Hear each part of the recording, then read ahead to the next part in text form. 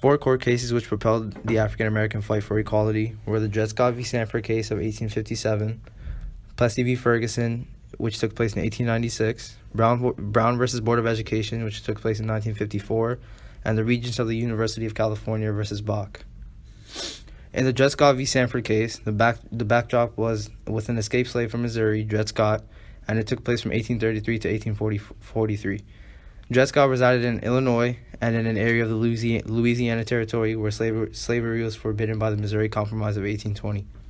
After returning to Missouri, Scott sued unsuccessfully in the Missouri courts for his freedom, claiming that his residence in free territory made him a free man. Scott then brought a new suit in the federal court. Scott's master maintained that no pure-blooded Negro of African descent and the descendant of slaves could be a citizen in the sense of Article 3 of the Constitution. The question at hand was Dred Scott a citizen, or was he considered a slave? The Supreme Court ruled that African Americans of African descent, whether free or slave, were not American citizens in terms of Article 3 and could therefore not sue in federal court. It was also inferred that the rights of slave owners were constitutionally protected by the Fifth Amendment because slaves were categorized as property at the time.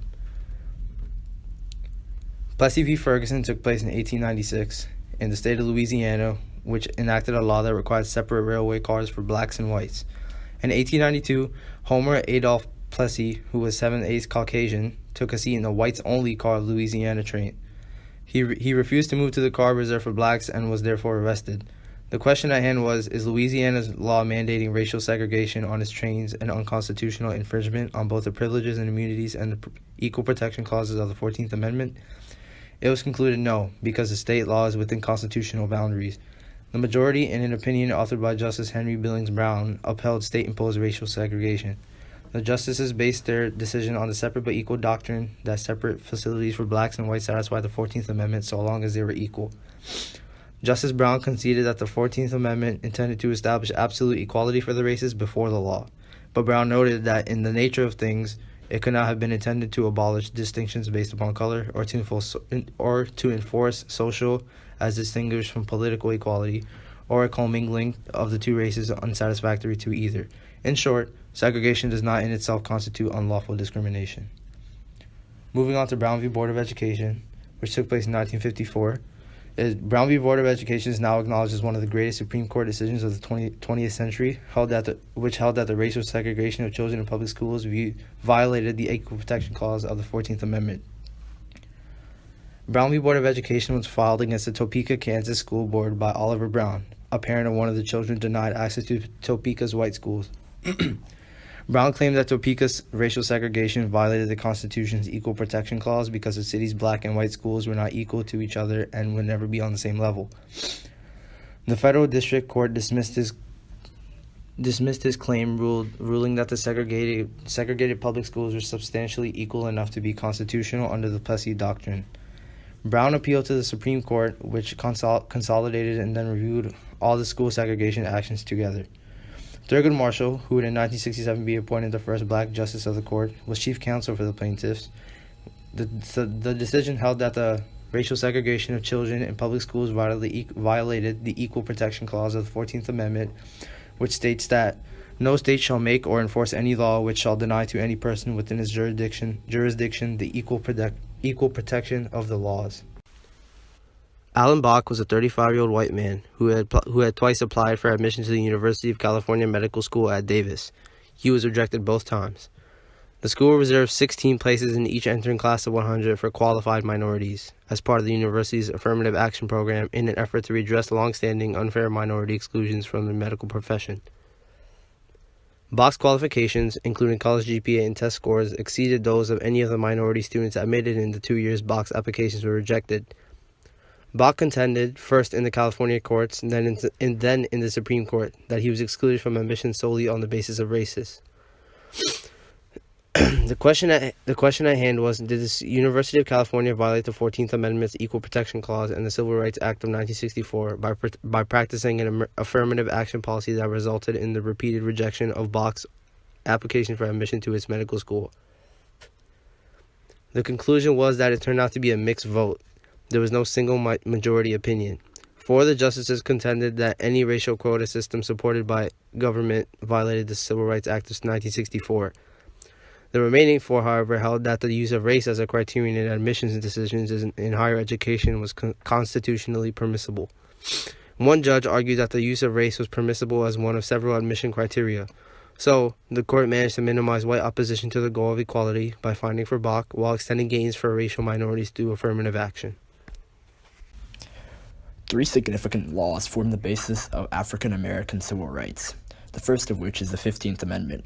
The 15th Amendment was a constitutional amendment that was added in 1870 following the American Civil War. Word for word, the amendment states that the right of citizens of the United States to vote shall not be denied or abridged by the United States or by any state on account of race, color, or previous condition of servitude. It was essentially an amendment combo which involved the 14th Amendment, the amendment which granted African American citizenship status in 1868. Following the 14th Amendment's endowment of citizenship upon African Americans, the 15th Amendment gave them the right to vote and thus set them upon the path to equality. However, it is important to note that African Americans were still unable to vote in many southern states due to states creating poll tests and taxes, which served as a way to hinder African Americans from voting without infringing upon the Constitution. The second of which, and perhaps the most important of these legislative pieces, is the Civil Rights Act of 1964. This comprehensive piece of law outlaws discrimination based on race, color, religion, sex, or national origin. Its importance to African Americans can be summed up in a quote by Dr. Martin Luther King Jr., who hailed it as a bill that would bring practical relief to the Negro in the South and will give the Negro in the North a psychological boost that he sorely needs. Beyond its obvious implications on equality, it grew to expand the powers of Congress to enforce the act. The law's provisions created the Equal Employment Opportunity Commission to address race and sex discrimination in employment, and the Community Relations Service to help local communities solve racial disputes, authorized federal intervention to ensure the desegregation of schools, parks, swimming pools, and other public facilities, and restricted the use of literacy tests as a requirement for voter registration. The third act, which was extremely huge and granted African Americans the right to vote without any hindrance, was the Voting Rights Act of 1965. This was another groundbreaking piece of civil rights legislation, and like the 15th Amendment, which came as a sort of combo with the 14th Amendment, many view the Voting Rights Act as another combo that came with the Civil Rights Act, and it tends to be remembered as part of the government's 1-2 punch against segregation in the country. This piece of legislation was designed as a way to ensure voting rights guaranteed by the 14th and 15th Amendments were not withheld. More broadly, the Act prohibits racial discrimination in voting. This included the abolition of poll tests, which blatantly discriminated against African Americans who tended to have less education and wealth, barring them from voting. While the Voting Rights Act did not include a provision prohibiting poll taxes, the Attorney General had been directed to challenge its use.